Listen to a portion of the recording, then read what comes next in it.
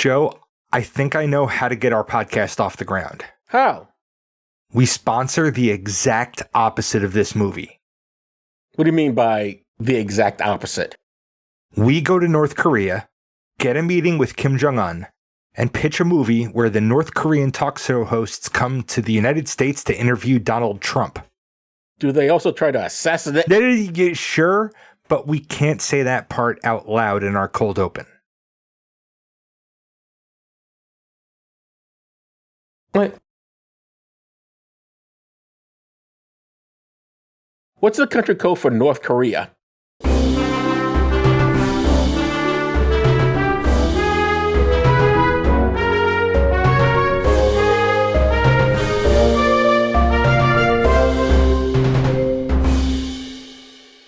Well, does this still work? The podcast looks over movies and asks, does this still work? I'm Joe Dixon. And I'm George Romaka, and today we're discussing The Interview from 2014 and some historical context. First, podcasty stuff. We're excited to announce that we've joined the Creator Accountability Network. CAN is a nonprofit dedicated to reducing harassment and abuse through ethical education and a system of restorative accountability. We joined because we care about the safety and well-being of our community members. If you feel our behavior or content has harmed someone, please report it to CAN, either via the reporting form on their website, creatoraccountabilitynetwork.org, or via their hotline at 617-249-4255.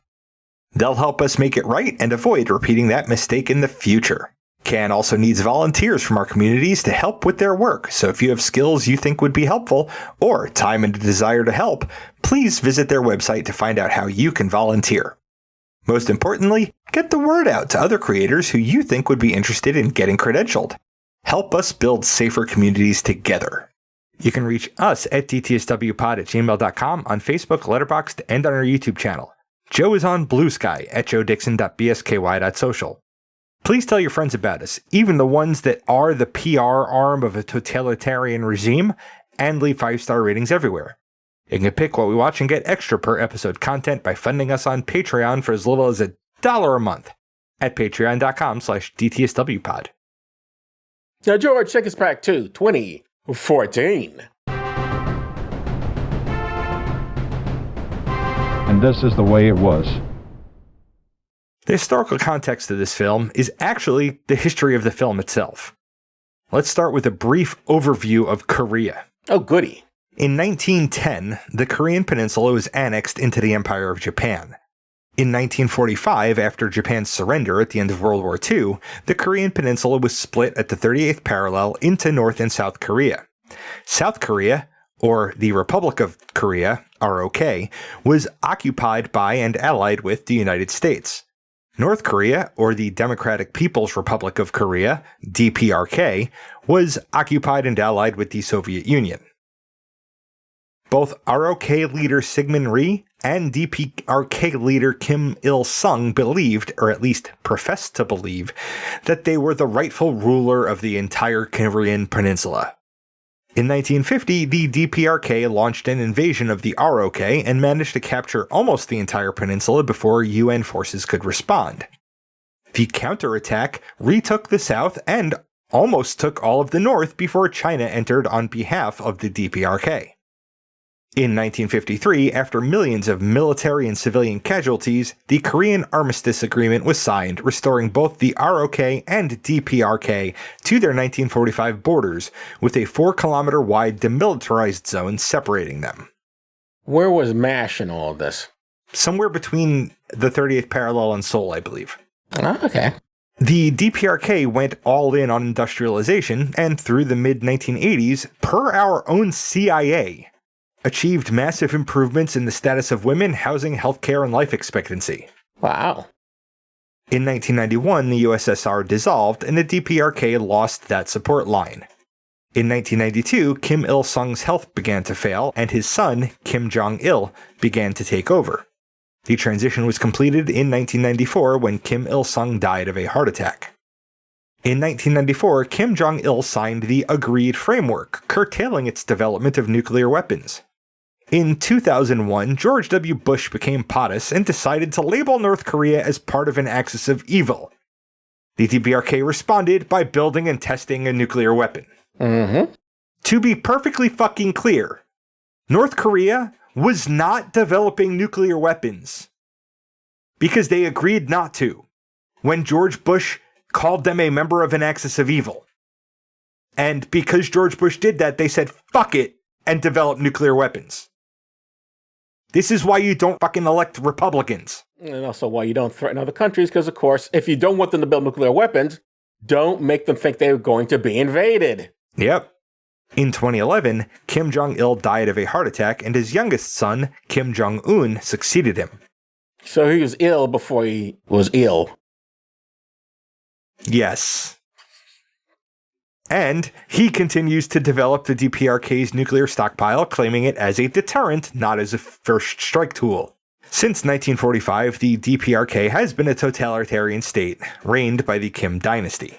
Well, that was a lot. Yeah, our history is very curious, because we're still technically at war with Korea, right? Technically, we were never at war with Korea. Oh, okay.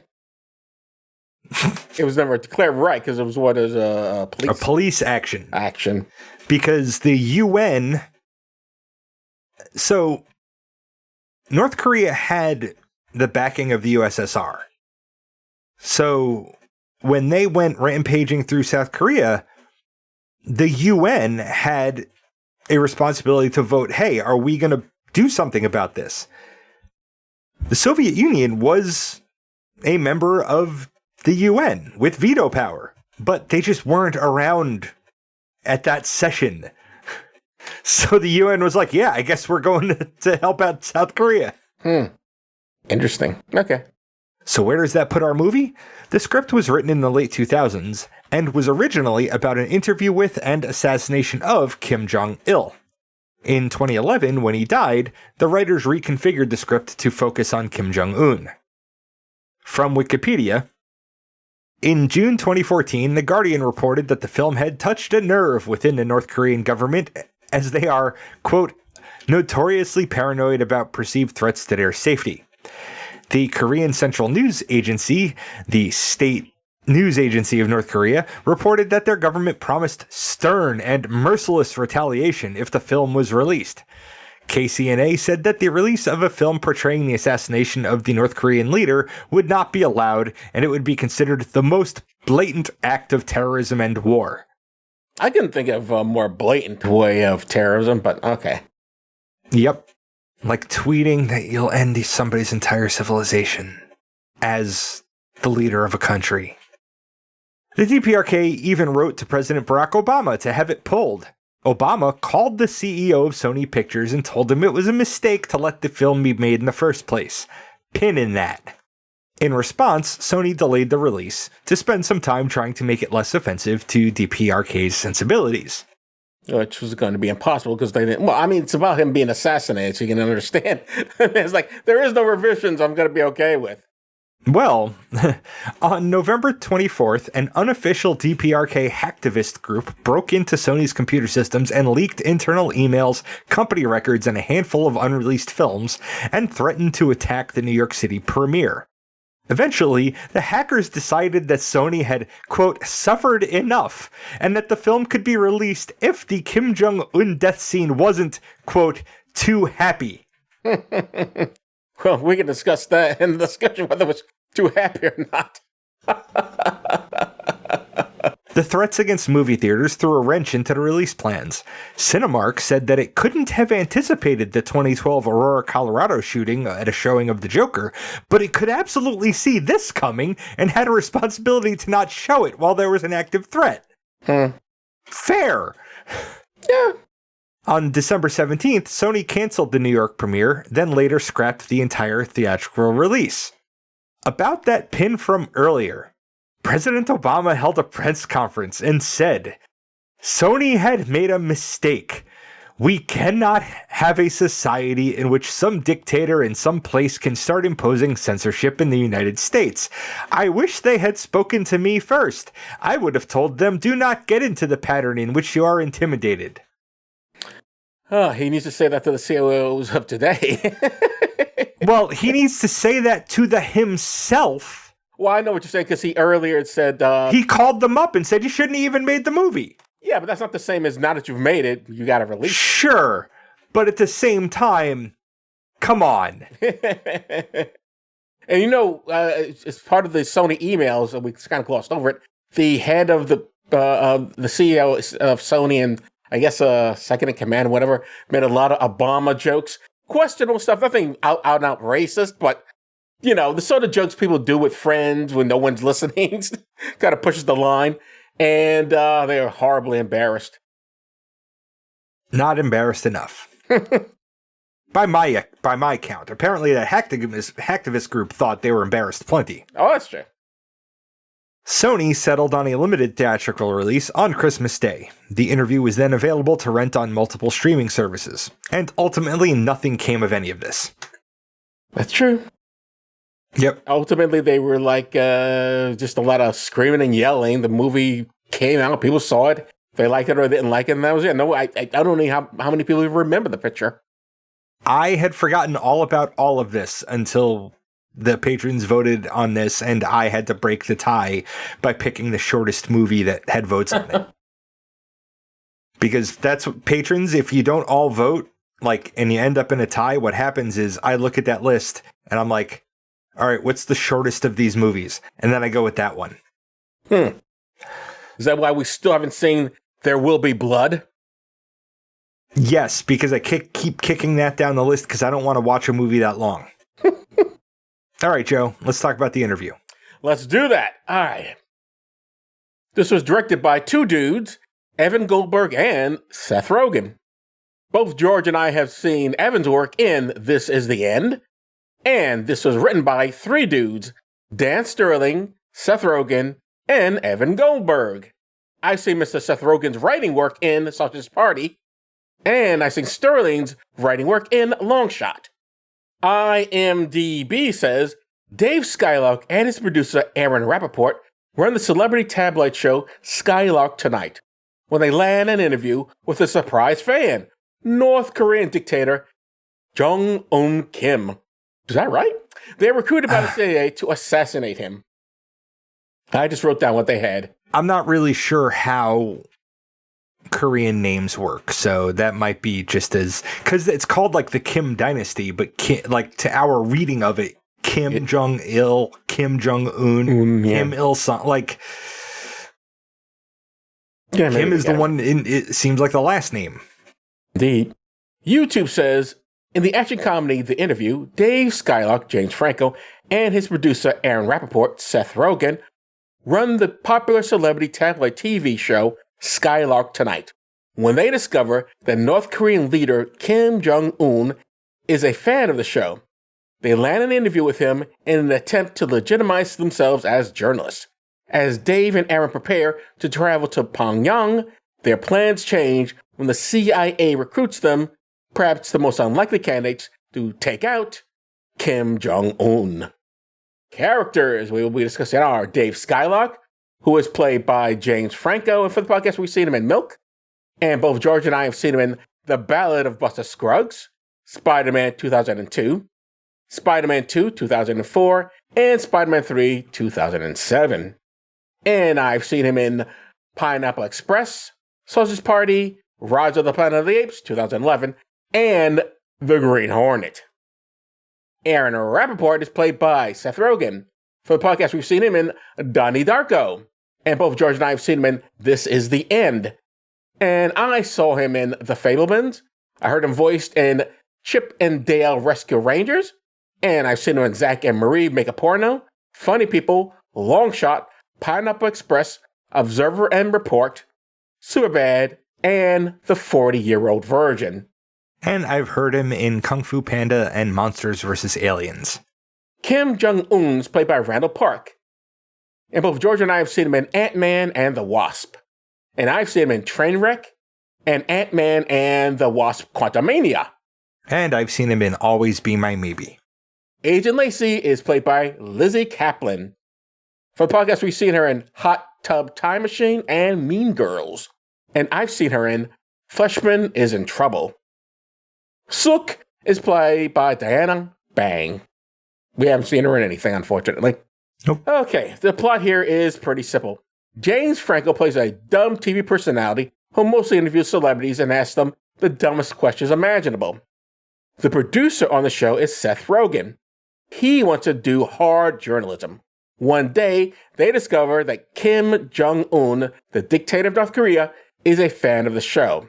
Rogen, without checking with his network, decides they should interview this man on his terms. Hearing about the interview, the CIA recruits them to assassinate Kim. Why do they want Kim dead? Because he threatens other countries with nuclear weapons, he's unstable, he kills his own people, and he has concentration camps. Got all that? Not for nothing, the President of the United States does all of those same things. Oh, really?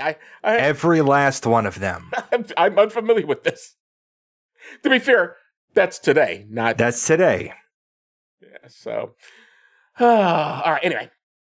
Okay, so without much of a debate, they decide, sure, CIA, we will assassinate a world leader because that doesn't have a terrible history of blowback for America.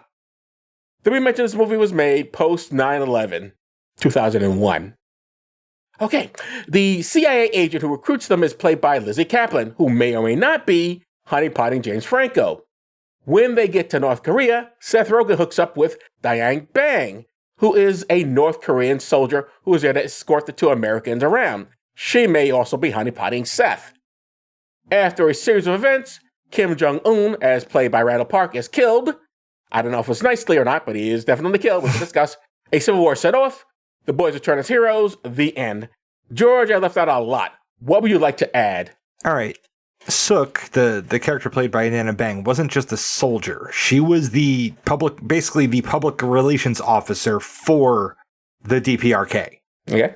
Like that's a much higher position than just a soldier. Mm. But for some reason, it was a military position, which one of the things Kim Jong Un has done is actually sort of pivot the country away from being like focused on the military, which you don't hear about, but he did. Like he's not as crazy as he seems to be. Like he's a loudmouth guy and he did his own set of posturing, but I can, like, you know why we haven't heard anything? Because he's not really that. Because Trump, like, he's met Donald Trump. And I think when he met Donald Trump, he was probably like, oh, I'm him, but here? Oh, fuck, no, I don't want to be that. So I think he went under the radar and he hasn't like been making a lot of noise. Because, well, you remember when Kim wrote a letter to Trump and Trump said that they fell in love? So maybe that's it. That also may have scared him. All right, shall we get into discussions? Sure. Well, you know what? I don't have this on the list, but I'll just ask this right now. How is Kim Jong Un killed? Was it gentle? You think they approve of his murder? Well, it didn't say the term was too. It wasn't supposed to be too happy. I think his death actually was kind of tragic in a way. Like the movie did humanize him to an extent. Okay, and like and one of the things that happens is they exploit that human side of him. That's how they fuck with him at the end of it and get him all riled up. So, like, by the end of it, he was a fucking monster and needed to die. But, like, they don't dwell on it. It's a slow motion death, sure, but it's not drawn out super long. I took that scene to be a, hey, no, we're not going to do that. Because he's all burnt up and everything. It's pretty funny. I mean, it's also meant, obviously, to be humorous anyway, regardless. Yeah, I don't know. So, if the CIA approached you to kill a world leader, would you do it? Or have they? Actually, you were in the Navy. Do they approach people in the Navy to assassinate people? Can you even say? If you deny it, can I even believe you? Joe, what is the world that you live in where a guy who works in the engine room on an aircraft carrier would be approached by the CIA to kill a world leader? As if As if the CIA doesn't have assassins to do shit like that. I don't know how these things work. Or maybe we need someone different. Like here in the movie, they hire like which means you are just as likely as I am. You're of the two of us, I'm the one who's never worked for a CIA front company. Oh, you pulled that card out, you son of a bitch. Oh, I see how it is. Oh, they're ready to pull that out any time. I think you are way more likely to have been approached to assassinate a world leader than I am.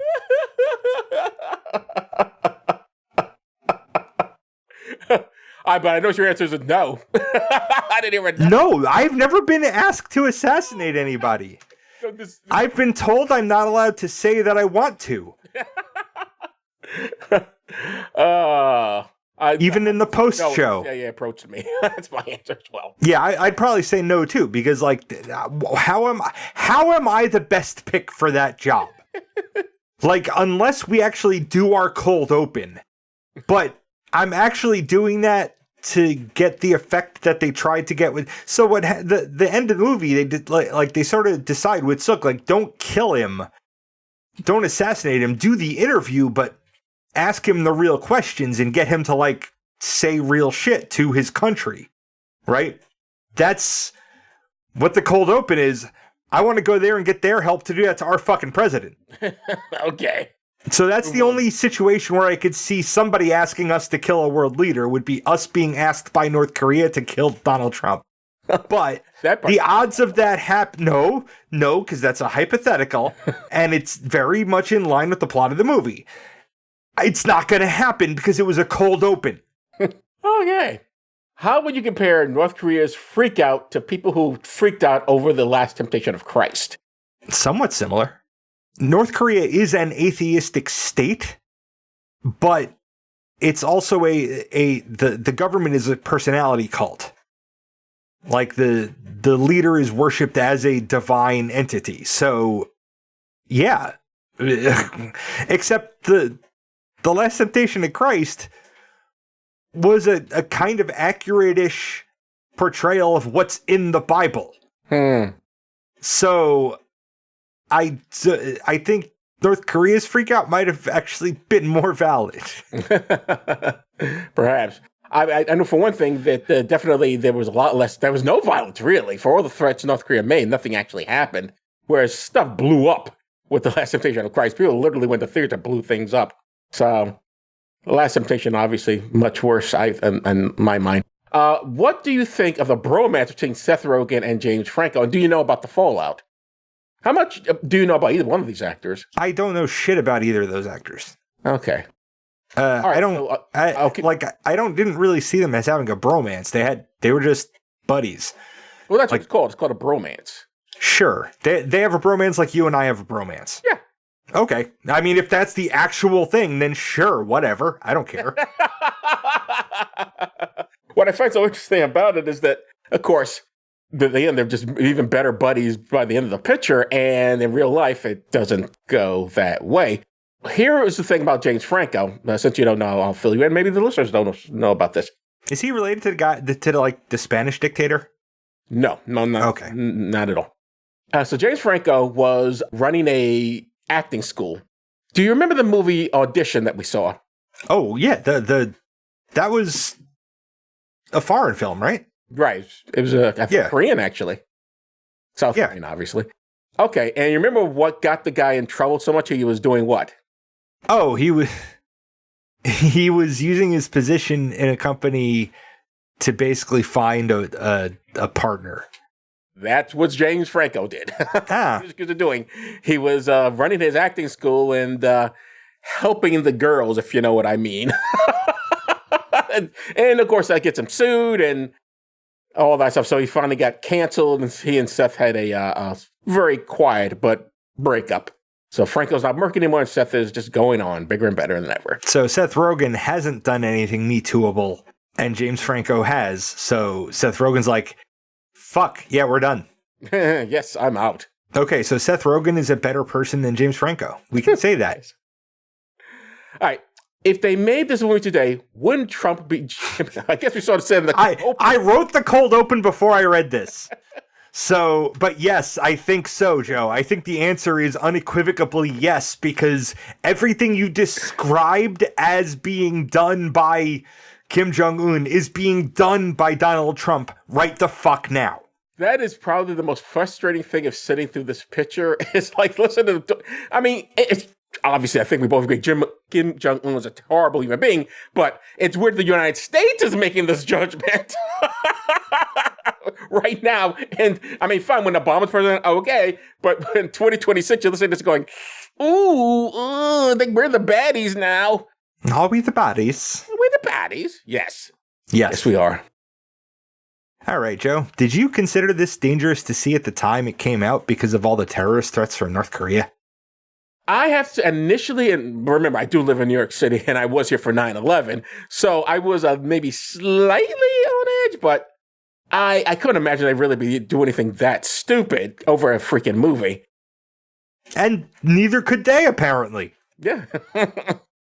Would you consider the depictions of the Asians in this film stereotypical? And I'm going to put a little spin on this because I think calling them Asians is stereotyping them to an extent. Because they're not. They're depictions of Koreans. Like North Korea in particular, is a particular subculture of the northern half of a peninsula in the continent of Asia.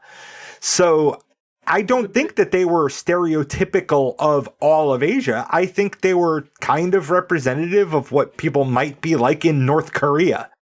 Well, the reason you would say Asian is because it's weird. Can you really distinguish between is it stereotypical to Asians? Because we know what the stereotype of Asians are. Like it's Kim Jong Duck or whatever it was in that Sweet 16 movie. Or driving a car, some weird, stereotype. That's a stereotype. When we say Asian, we're just trying to think of all the Asians also stereotypes. Instead of just saying Korean, that's why I'm just going to under the same umbrella. Oh, well, I don't. Doesn't matter. But I think the answer is no. I don't think that they conformed to Asian stereotypes. I think there is a very real thing in North Korea of training children very young to serve and entertain the leader. Right. So, the kids that were on stage playing guitar and singing, that was a thing that would actually happen in that country. Yes. Using a kid as a prop in front of a fake grocery store to trick the gullible Americans driving by into thinking that there wasn't a food shortage, absolutely something I think could happen. Yeah. So, no, I don't think it was any sort of, I don't think it was stereotypical. All right. What did you think of James Franco's performance? Oh, I so wanted to discuss this. What did you think of his performance? I found his character just annoying as fuck. Just his vapidity. Him getting to the right conclusion too late after wandering into that grocery store and finding all the fake fruit. Not understand, knowing going in, being told going in that this is a master of manipulation who will manipulate you, and then just letting himself be manipulated and pushing back against the accusation. The movie didn't have to be almost 2 hours long, is what I'm saying. The reason I want to discuss his performance so bad is because I thought it was, and I think he's a good actor. I mean, we both thought he's fantastic in Milk. He's a good actor. His attempt at comedy here is so broad and overdone. Every gesture is too much. Every look is too much. He's just over the top, and everyone else is at a normal level. So it's I guess it would be one thing if everything was over the top, just a while, it was a Mel Brooks type movie where everyone's just zany. But no, everyone is rather grounded, and he's just every exaggeration and I thought it was horrible. I thought they gave him. I think Seth gave him the wrong note on how to do the scene, or Evan Goldberg, whichever one of them was directing him on that day. I mean, he was directing himself, but that was he was too much. So the movie is meant to be satirical. Do you think the satire works today? I feel like it's not its fault that the answer is no. The movie the movie's fault. How could it possibly know? The movie couldn't have seen this coming, and then just reality been hold my beer. Yeah, I agree. can't make it satire because we're living it. Yep. Okay, all right. So the next question is, my friend, does this film still work? I'll say yeah. Oh, okay. Even though the satire got broken by reality, hopefully this reality isn't going to be reality forever. And if anything, I feel like it can be like the line in the movie was, hey, if you really interview him and put this in front of the people, like let them see that he really does have a butthole, right? Like, we can't help but draw that parallel with our own reality. And I think other people, it might help them do that too. I don't think the jokes were particularly good. But other than James Franco's acting, I think everybody else's acting was pretty solid. I didn't really appreciate the enormous amount of toilet humor in this thing, but there is a place for that in the comedy landscape. And the film did make me laugh a couple times. So I'm going to say yeah. Okay. Wow. I guess we got to split because I don't think it still works. I didn't find it funny. I didn't laugh, I think, at all during this entire thing. And the reason I think it doesn't work is, and you're right, it'd be great if people identified with the North Koreans in this, but for America, but I don't trust the American people. I mean, people can't understand who the bad guys are in Nazi movies. I mean, come on. They're really going to look at this and go like, oh, okay. No, I can't help it as I'm watching this, and the thoughts of what our country is doing now intruding upon this film. So for me, it means it doesn't work because I'm too busy thinking like, oh, really? Oh, is he doing that bad thing? Oh, well. Oh, gee whiz. Glad we don't do that here. So it made it not work for me. Alrighty. So what's up next? This was a Patron's Choice episode, and the poll for next month's film is already up on Patreon. The choices are Fritz the Cat from 1972, Heavy Metal from 1981, and Barbie in the Nutcracker 2001. The theme there being animation. It is Animation Month here on Does This Still Work? It is Animation Month. We're going to do anime, well, and animation. It's not necessarily... It's the same thing, right? No, anime is a style of animation. Okay, then make some animation. Animation. Heavy Metal's anime, isn't it? I think Heavy Metal's anime. Okay, excellent. Well, we'll find out if we pick it. If you want to vote but are not a patron, you can fix that by becoming one at patreon.com/DTSWpod. Now, George, what's up next? Before I say what's up next, we have done anime on the show. We did Akira. Oh, I know we did. Yeah. Did I say we didn't? No, but just in case the listeners don't. If you want to hear us already review an anime, you can go listen to our Akira episode from way the fuck back in the day. Next week, we'll be talking about Snaps from 2000. Huh? Next week, we're talking about Snaps from 2000. Why you say that like that? Is it an inside joke? I'm not kidding. You saw the movie, Joe. You saw the movie. You know that the guy making nobody can understand anything he says. No, He's fucking pikey. I'm not sure people listening might not understand. You got to do like the thing in Dick Tracy and slow it down. Okay. On a recorder, so you can hear me go, next week we'll be talking about Snatch from 2000. Got it. All right, so I guess that's it for this episode. I'm Joe Dixon. Thanks for listening. And I'm George Romaka. Thanks for listening, indeed, because if a podcast drops and there's nobody around to hear it, it's just another collection of ones and zeros that doesn't matter. You've been listening to Does This Still Work? Produced by Joe Dixon and George Romaka. This content is CAN credentialed, which means you can report instances of harassment, abuse, or other harm on their hotline at 617-249-4255 or on their website at creatoraccountabilitynetwork.org. The hosts can be reached via social media, email, or the contact page at dtswpod.com. Be good to yourself and others, because that still works.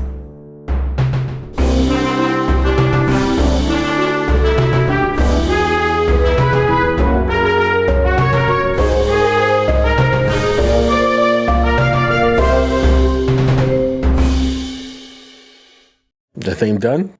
Yep. Hi. From No Stupid Question. Why do Spanish speakers laugh when I greet them by saying "Que onda?"